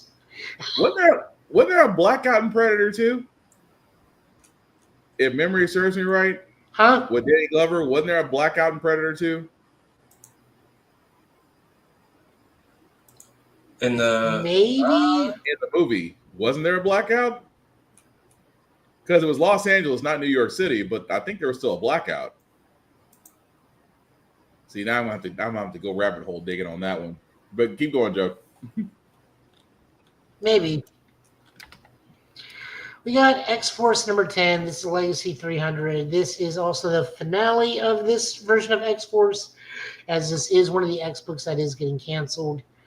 The story wraps up. Tank is exactly who you think it is. I called that from Jump Street, who Tank actually was. They defeat the bad guy, La Diabla and her group, called The Solution, which is Rampage, which is pretty much just like Sasquatch with that. Oh, and they bring back a character I've not heard of, at least not since the 90s, Opus Magnum, like right out of left field, but they got to tie that up because this was the final issue. So everybody wins, and then Surge gets resurrected as a living energy being. Yeah, that was it was okay. Yeah, no, I said this is not a strong finale, but you only had 10 issues to work with. But like Colossus being Tank is like the worst kept secret ever. Like just True. from Jump Street, it's like, no, this is Colossus. Just tell me he's Colossus. Very true. So bad. G.I. Joe number 6. This is the finale of the first arc. This cover actually doesn't lie that much. Cobra Commander do have a big fight, and Cobra Commander pretty much wins out over Duke if Duke did not have the luck of the devil. Yeah. Literally. Oh, also a Transformer appears at the end. Which is basically them going finally into the story that just been sitting in the background. I was really happy it was Hound too, because it's like anybody that's going to be on an army base in a G.I. Joe team, it should be Hound. Mm-hmm. Hound or Warpath. And then Cobra Commander shows Desper's like, so here's what we're working with, really, and it's just Megatron. Mm-hmm. Which I don't know how far out of date this is, because Megatron's currently out on the loose in Seattle. Well, yeah, it's a part of the Energon universe story, Lady, to where basically it's telling the link between G.I. Joe and the Transformers. And this is a Cobra Commander that's a super competent actual threat Cobra Commander, not cowardly Cobra Commander. Like, he will legit get his hands on stuff. He's got no problem throwing hands. Yeah.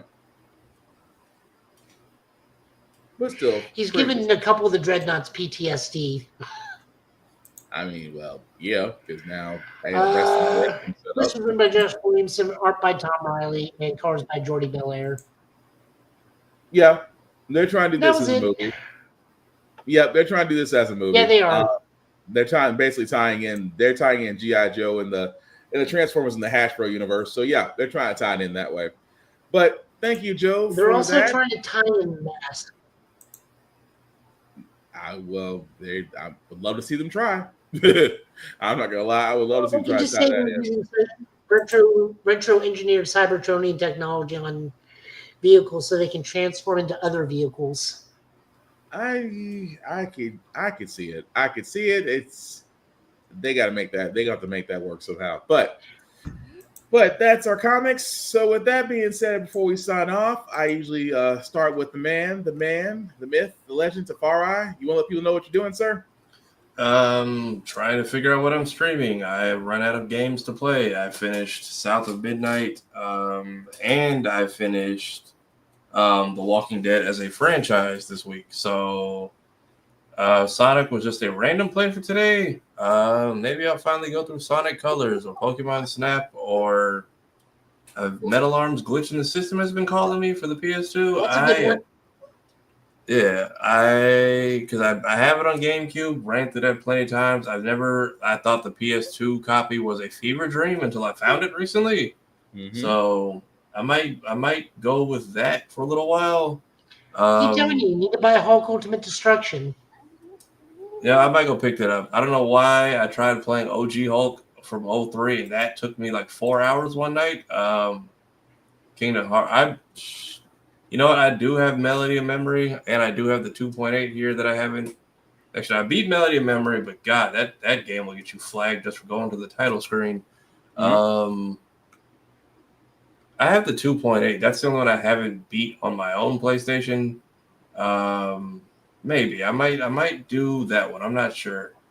Or I could try the DLC for 3 because apparently that one's still dog walking me. Maybe I might do that. As far as everything else, yeah, videos out on the page. Skits getting posted here and there. Working on some other projects. Thank you again to the people who invited me out to Sinners and The Amateur. Those movies are out. Please go see them. Other than that, not much. You'll see You'll see in due time. Whenever I am inspired, you will see things from me. All right. Thank you for that, sir. Joe, let people know what you're doing, sir.